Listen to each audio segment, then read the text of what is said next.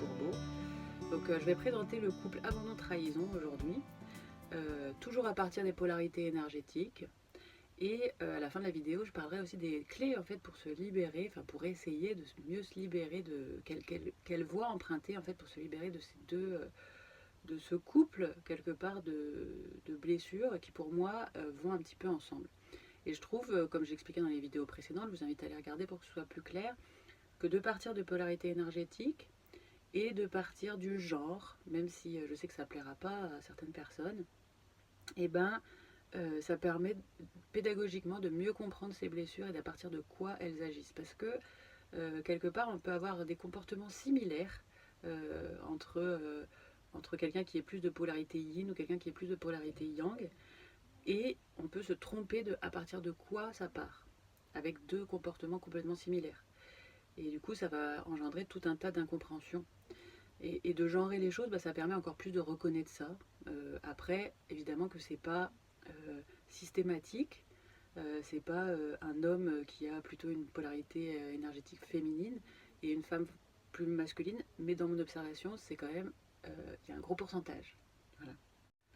Deuxième chose, ça ne veut pas dire que quand on est plutôt dans le couple abandon-trahison, on ne ressent pas la blessure de rejet ou d'injustice à des moments, ou vice-versa. En fait, on va ressentir aussi ces autres blessures, mais elles vont être comme en toile de fond. Ça va être encore une sous-couche, en fait.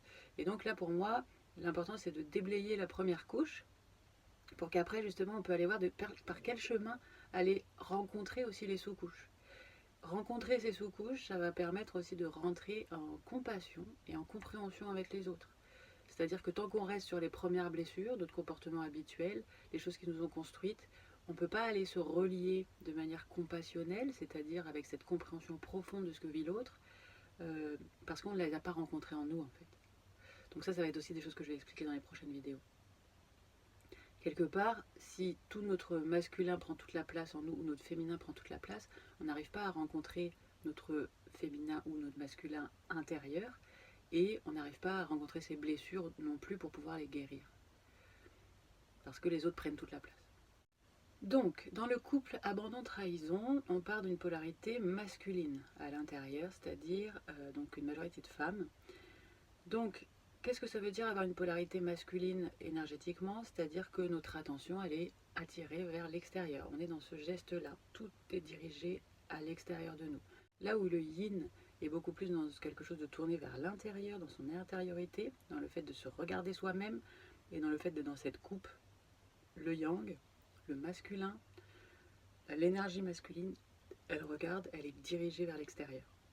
Ça c'est important parce que c'est ça qui est à la racine de ces blessures en fait. Donc qu'est-ce qui se passe quand je me dirige vers l'extérieur? Eh ben, je vais, quand je suis un petit enfant par exemple, je vais me diriger et je vais me raccrocher, je vais trouver ma sécurité à l'extérieur de manière très dirigée. C'est-à-dire mon papa, ma maman sont mes points de sécurité. Okay, et donc, quand un de ces points de sécurité va partir de mon champ de vision, il va y avoir un réveil émotionnel très fort. C'est-à-dire, je vais me retrouver à vivre, à arriver à être débordé par mon émotionnel parce que mon point de sécurité s'en va. Qu'est-ce que je vais... Et ce point de sécurité, il est effectif à ce moment-là. Il est vrai. C'est-à-dire que si la personne, ma maman ou mon papa s'en va, eh bien, je vais carrément mourir.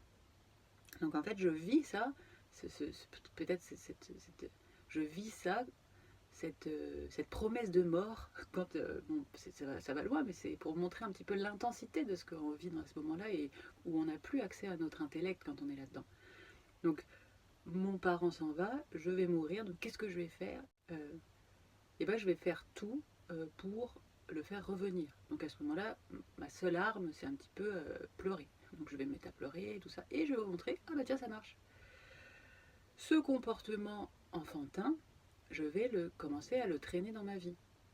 C'est-à-dire que dès que je vois que les personnes qui sont mes points de sécurité n'ont plus l'attention sur moi, et ben je vais tout faire pour récupérer l'attention. Comment je vais récupérer l'attention des gens? Ça, c'est chacun qui a trouvé ses stratégies. Il y en a qui vont se plaindre, qui vont passer leur temps à avoir des tas d'ennuis dans leur vie et compagnie, et en parler pour avoir comme ça le regard qui revient sur eux. Il y en a qui vont, je sais pas, faire des choses incroyables, faire je sais pas, ils vont chanter sur des scènes, enfin j'en sais rien. En tout cas, tout est bon pour comment récupérer le regard des autres sur moi, parce que c'est ça qui me rassure. Voilà, ça c'est une des premières choses sur quoi ça se construit. Donc après, à partir de ça, comment la blessure de trahison elle va arriver? C'est eh ben je fais tout pour avoir l'attention sur moi, je me plains, je machin, et à un moment donné, les gens ne vont pas être disponibles, peut-être pour moi. Et là, ce que je vais voir, c'est je peux pas faire confiance en les gens, je peux pas leur faire confiance, les gens que j'aime et tout ça. Quand j'ai besoin d'eux, ils viennent pas. Donc méfiance, je me mets à avoir une méfiance dans la vie. Et du coup, avec toujours cette énergie yang, je vais commencer à être en hyper-vigilance par rapport à est-ce que je peux faire confiance en les personnes pour être là quand j'en ai besoin. Et ça va se transformer en grandissant avec simplement ce sentiment de méfiance vis-à-vis de l'entourage. Blessure de trahison. J'ai l'impression que je vais me faire trahir à chaque instant. Et du coup, quand je rentre dans un groupe, quand j'arrive dans un endroit, je vais être dans cette hyper-vigilance de regarder en qui je peux avoir confiance, je regarde, je check. Et ça va aussi se transformer en très peu d'indulgence en fait. Il va y avoir cette truc en qui je peux faire confiance, et du coup, ça va finir en quelque chose qui est, je vais finir par trouver en fait les moments où je peux pas faire confiance aux gens. Parce qu'en fait, les gens, ils sont des humains, ils ont des failles, et puis parfois, du coup, à force de chercher les failles, et on va simplement les trouver. Donc on va se retrouver avec des personnes comme ça qui vont passer leur temps à montrer aux autres leurs failles, à montrer aux autres à quel point là ils sont pas cohérents, à montrer aux autres à quel point là on peut pas leur faire confiance, à montrer et à trouver tout ça, parce qu'en fait les gens ils vivent, et puis à un moment donné c'est vrai que des fois ils disent un mot qui est pas le bon, ou ils sont pas là à un moment où on en a besoin et tout ça, et du coup il va y avoir ce sentiment de trahison qui va arriver forcément. En fait les gens ils sont humains. Donc qu'est-ce qui va se passer quand ils vont en avoir ras-le-bol, quand ce comportement-là va emmener pas mal de soucis dans leur vie avec les autres, hein, dans le couple, parce qu'en fait cette insécurité, c'est ce truc qu'on dit d'une dépendance émotionnelle qui est là à partir de la blessure d'abandon, c'est-à-dire que dès que la personne s'en va, c'est la panique, elle peut plus vivre sa vie parce que on se retrouve en insécurité dès que la personne n'est pas là, par exemple, ça va emmener des soucis potentiellement dans le couple, ça va emmener des soucis avec les enfants, ça va emmener tout un tas de choses. Après, il va y avoir aussi cette blessure de trahison qui va emmener pas mal de disputes en fait, où quand on est sans arrêt très peu indulgent avec les gens et qu'on leur montre leurs failles sans arrêt, ça va créer des disputes. Hein. Et elles vont aller chercher, les personnes de polarité masculine à l'intérieur vont aller chercher des réponses plutôt dans des explications.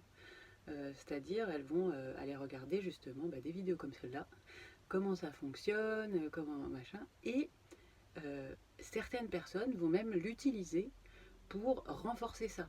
C'est-à-dire que à partir du moment où je comprends le fonctionnement humain, je peux aller voir si les gens sont fiables, encore plus. Donc je vais être sans arrêt, quand j'observe une vidéo comme la mienne par exemple, je vais regarder est-ce que cette personne elle est fiable, est-ce qu'on peut avoir confiance en ce qu'elle dit, et tout va être remis en cause sans arrêt par des petites phrases qui vont être à côté, ou un petit concept qui ne va pas être celui qu'on a entendu quelque part d'autre, et on va se retrouver comme ça à dire, bon, à partir du moment où il y a une petite erreur là-dedans, je fous tout en l'air, et on ne peut pas lui faire confiance. Donc ça, elles vont se retrouver comme ça, à aller chercher des petites bêtes partout comme ça, jusqu'à trouver quelqu'un en qui on ne veut pas avoir confiance, mais ça n'existe pas vraiment en fait.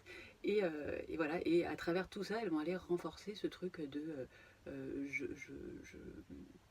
je cherche les failles.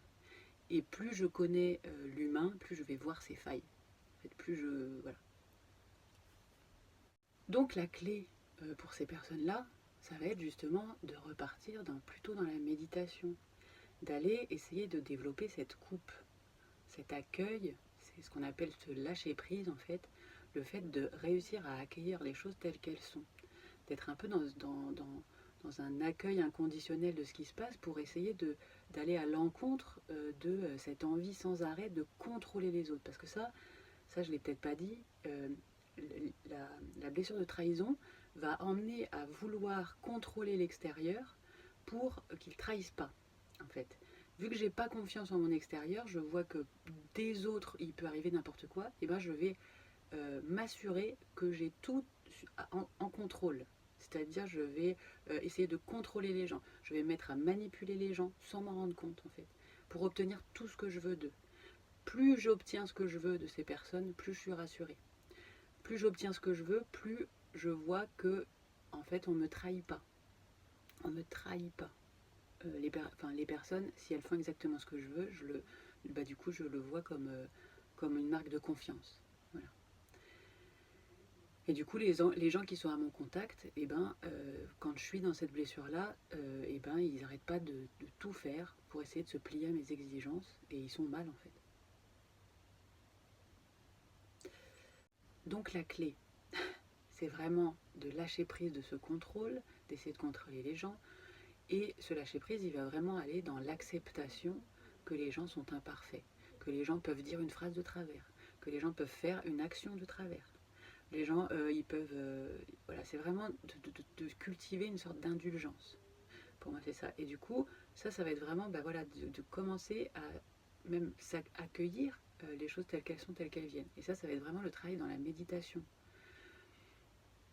De commencer à se poser et être dans cette acceptation de ce qui est sans vouloir exercer un contrôle dessus.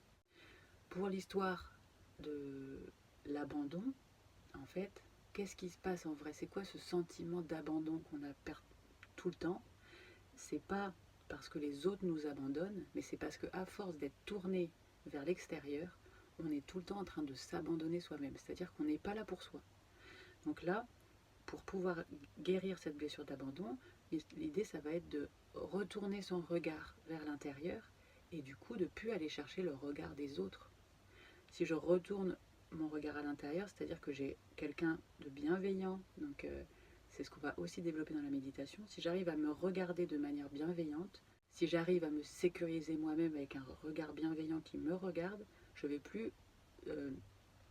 plus souffrir de ce manque et de cette peur de pas être, que personne n'est attentif à moi. Voilà. Donc ça, c'est les clés pour ces deux blessures-là. Donc comme je disais, c'est pas parce qu'on souffre plutôt d'abandon et de trahison qu'on va pas ressentir les autres blessures. Elles vont être en fond derrière. Et c'est quand on va commencer à aller justement regarder, essayer de trouver la coupe en nous, donc notre énergie féminine, c'est-à-dire d'essayer d'être dans cette acceptation, qu'on va commencer à pouvoir aller trouver les blessures de rejet et d'injustice qui sont aussi présentes et qu'on va pouvoir aller les guérir. Mais les premières blessures à guérir quand on est plutôt de polarité masculine, ça va être vraiment les deux qui sont en surface. Voilà. Et d'ailleurs, c'est intéressant parce que quand on regarde le symbole du yin et du yang, quand on le remet de manière dynamique, c'est-à-dire pas séparé, comme je suis en train de le montrer, qui est vraiment, comme je disais, à but pédagogique, et quand le yang est à son apogée, il se transforme d'un coup en yin. Et du coup, ce qui est intéressant, c'est de voir que quand on a été à l'apogée de ce truc-là, après on a accès au yin et on refait tourner ce symbole qui doit être énergétiquement mouvant. Et nous, on est comme figé quelque chose en nous, en fait. Et c'est ça, ce qu'on va aller rechercher dans la spiritualité, c'est cette alliance du masculin et du féminin. Pour l'instant, je l'ai présenté à partir des blessures, donc à partir de leur aspect pas très joli, on va dire, pas très agréable à entendre parfois quand on parle des blessures et des comportements qui sont reliés à ça. Mais vous verrez que dans les prochaines vidéos, je vais aussi développer leurs aspects positifs en fait de ces deux énergies et justement essayer de faire que ces deux énergies puissent recohabiter ensemble, même dans nos relations aux autres, parce que je vois que ces deux énergies-là sont très mal comprises, par exemple dans le couple, et elles nous empêchent en fait d'avoir des relations harmonieuses. Donc ça, c'est la prochaine vidéo, c'est que je vais aller voir comment tout ça part en interaction et réveille tout ça, mais comment on peut retrouver de la paix et de l'amour par rapport à ces deux énergies qui sont vraiment très très belles en fait quand elles partent pas de ces blessures-là. Voilà. Et ces deux énergies, ça s'appelle l'amour et la compassion.